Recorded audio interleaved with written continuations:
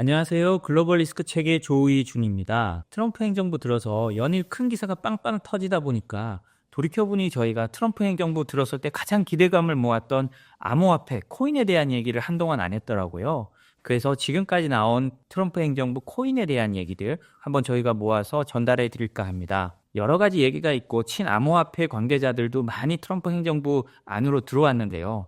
그보다 가장 중요한 것은 어떤 로드맵 같은 걸 봐야 되지 않을까요? 트럼프 행정부가 어떻게 해나갈 거다 이런 로드맵이 필요한데요. 뭐 아직 그 로드맵이 완전히 나온 건 아닙니다만 먼저 트럼프 대통령이 지난 1월 23일 했던 미국 디지털 금융기술 리더십 강화라는 행정명령을 보면 어느 정도 트럼프 대통령이나 트럼프 행정부가 디지털 암호화폐에 대해서 어떻게 다룰지에 대해서 어느 정도는 나와 있습니다. 그걸 하나하나씩 먼저 살펴보겠습니다.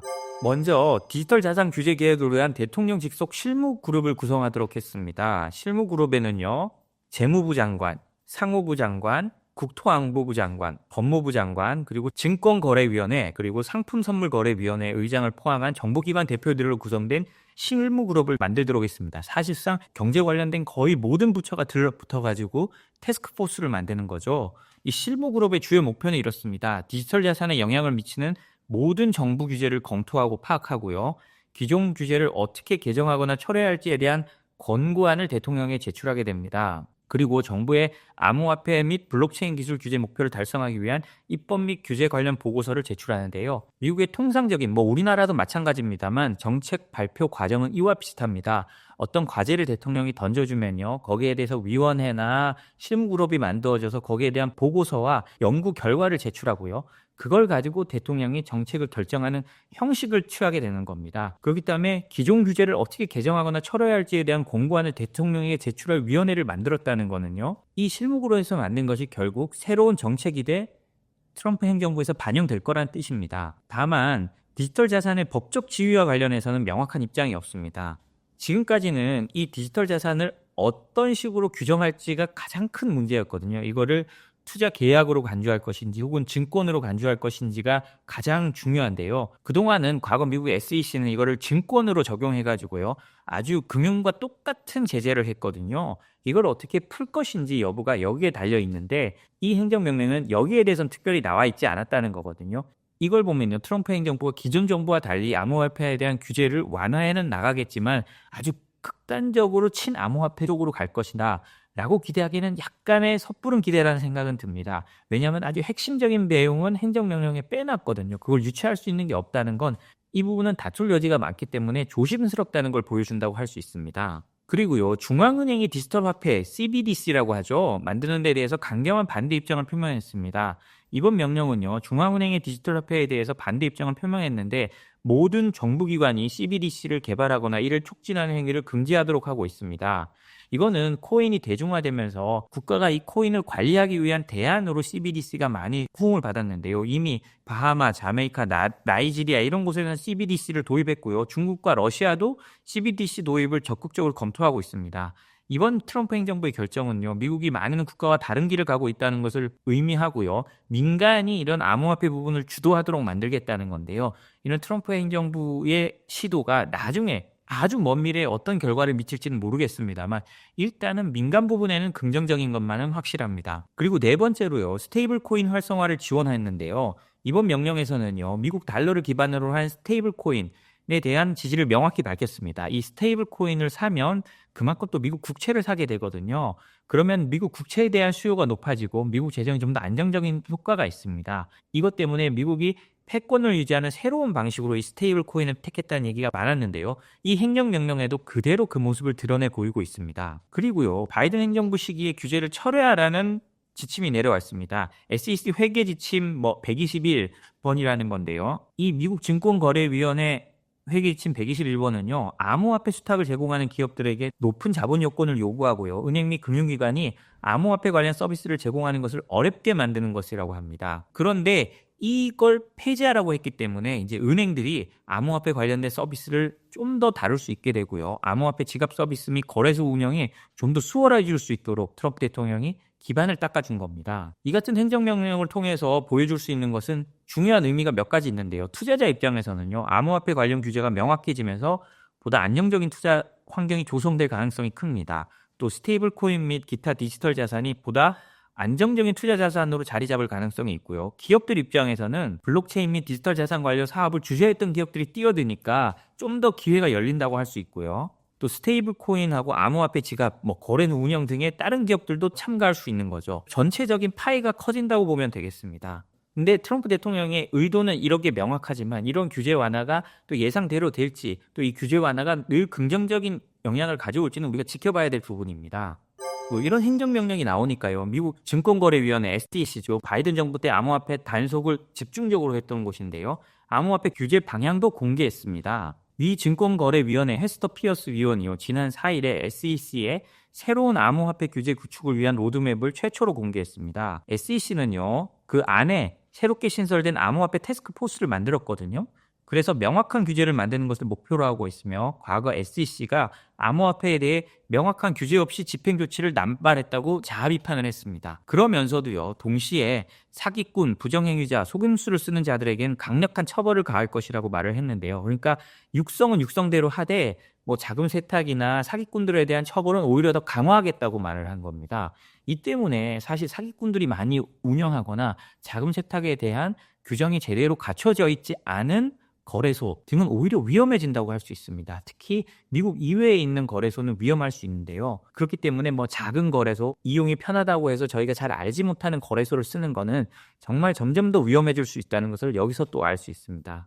이 미 증권거래위원회 암호화폐 규제의 로드맵의 주요 내용을 보면요. 첫 번째가 특수목적 브로커 딜러 규정 개정이라고 합니다. SEC는요, 지난 2011년에요, 특수목적 브로커 딜러라는 규정을 만들어서요, 이 특수목적 브로커 딜러가 디지털 자산 증권을 거래할 수 있도록 했습니다. 기존의 주식, 채권, 펀드 등이 디지털 형태로 전환된 걸 수탁할 수 있도록 한 건데요. 그러면서도 비트코인이나 이더리움 같은 비증권 화폐의 수탁은 허용하지 않았거든요. 그런데 이거를 비증권 암호화폐, 예를 들어 비트코인 같은 걸 보관할 수 있도록 허용하는 방안을 검토하고 있다고 합니다. 그리고요, 암호화폐 발행에 대한 규제를 임시적으로 완화하는데요. 기존에는 암호화폐를 증권법에 따라서 적용을 받아야 된다는 게 SEC 입장이었습니다.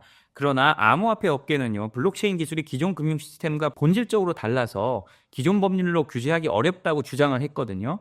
그런데 기존 증권법 적용을 한시적으로 유예한다면 이런 발행하는데 훨씬 더 좀 자유로워지잖아요. 그리고요, 실제로 지금 거래되고 있는 토큰들 중에 일부도요, 거래는 되고 있지만 이런 기존 규정을 따지면 위반이 될 수 있는 사항이 있다고 합니다. 때문에 이런 것 좀 풀어주자라고 하는 게 트럼프 SEC의 생각이라고 합니다. 그리고 SEC가 암호화폐에 대해서요, 노 액션 의견을 적용할 거라고 하는데요. 이 노 액션 의견이라는 거는요, SEC가 특정 사례에서요, 증권법 위반이 아니라고 판단하는 경우에 직원이 공식적으로 우리는 조치를 취하지 않을 거야, 노 액션을 하지 않을 거야, 노 액션이라고 해서 이걸 보내주는 겁니다. 그러면 법적으로 규정이 없어서 그렇지만 규제 대상이 아니라는 거를 공인해 주는 거죠. 이런 식으로 SEC가 암호화폐에 대해서 접근 방식을 바꾸겠다는 겁니다. 이렇게 되면 또 암호화폐를 거래하는 데 있어서 상당히 도움을 받을 수 있겠죠. 지금 미국의 방식은 아까 행정명령부터 시작해서 SEC의 그 로드맵까지 해서 보면 암호화폐 시장의 법적 불확실성을 줄이고 기존 금융 시스템과 조화를 이루려는 시도를 하고 있습니다. 그런데요, 이거는 다 일시적인 겁니다. 규제를 일시적으로 유예하고 완화하고 이런 건데 장기적인 규제 체계가 아니거든요. 그런 걸 하려면 법적 검토와 정책 조율이 장기적으로 필요하죠. 이런 면에서 여전히 트럼프 행정부의 암호화폐 정책은 불확실성이 큽니다. 그래서 섣불리 암호화폐에 대한 규제가 다 완화될 거다, 이렇게 판단하는 건 아직까지는 좀 무리라는 생각이 듭니다. 그리고요, 상원은행위원회에서는 그 암호화폐 관련 디뱅킹 규제도 바꿔야 된다는 얘기가 나오고 있습니다. 이건 사실 음성적으로 이루어지는 건데요. 디뱅킹은 암호화폐 서비스를 요청하는 데 대해서 뱅킹을 못하게 한다, 그러니까 은행 업무를 못하게 한다 라고 해서 개인 계좌를 폐쇄하거나 서비스를 거부하는 일종의 관행 같은 거였거든요. 보통은 자금 세탁 방지나 금융 안정성을 이유로 이루어지지만 암호화폐 기업의 경우 명확한 기준 없이 디뱅킹을 당하는 사례가 많았다는 주장인데요. 지난 5일에 상원은행위원회에서 이 디뱅킹 관련된 청문회가 열렸습니다. 이때 친암호화폐 성향의 신시아 루이스 상원의원이요,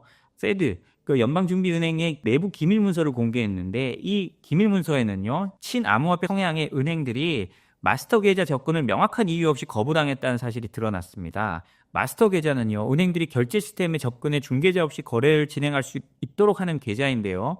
여기서 전국적으로 사업을 운영하는 은행들에게는 이 마스터 계좌가 필수입니다.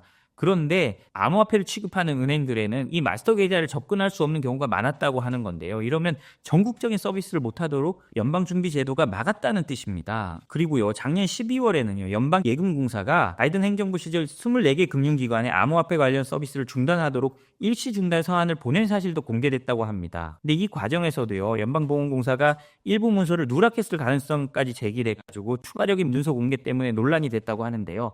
어찌됐든 바이든 행정부에서는 암호화폐를 최대한 억누르고 공식 금융과는 거리를 두려고 했다는 거죠. 이런 것들이 이번 청문회를 통해서 밝혀진 겁니다. 이처럼 트럼프 행정부는 친암호화폐 정책을 추진하고 있습니다. 예를 들자면 SEC에서 암호화폐 단속을 주로 하던 변호사를 정권이 바뀌자마자 어느 날 IT팀에 넣었다고 하거든요. 그거는 너는 그런 짓 하지 마라. 그리고 암호화폐 단속하지 마라. 이런 거를 보여주는 상징적인 조치인데요. 이게 어떤 결론을 가져올지는 지켜봐야 될 것 같습니다. 뭐 당장 암호화폐 가격이 뛰고 이런 문제가 아니라요. 규제는 플러스인데 이것이 암호화폐 성장에 정말 긍정적이 될 것인가는 좀 지켜봐야 될 것 같습니다. 왜냐하면 암호화폐의 가장 큰 문제점은 이 자금 흐름을 추적하기 어렵기 때문에 자금 세탁의 문제가 있는 거거든요. 예를 들자면 북한이나 이란이나 이런 곳에서 암호화폐를 통해서 자금을 몰래 빼돌리고 획득하고 있잖아요. 이게 뭐 큰 돈이 아니라고 할지라도 사실상 안보에 영향을 미치는 거기 때문에 굉장히 민감하게 생각합니다. 때문에 규제는 점점 더 강해질 수 있거든요. 그래서 이 부분이 어떻게 또 진화되는지는 저희가 지켜봐야 될 것 같습니다. 오늘 저희가 준비한 소식은 여기까지입니다. 소식이 도움됐다면 구독과 좋아요, 알림 설정 부탁드립니다. 감사합니다.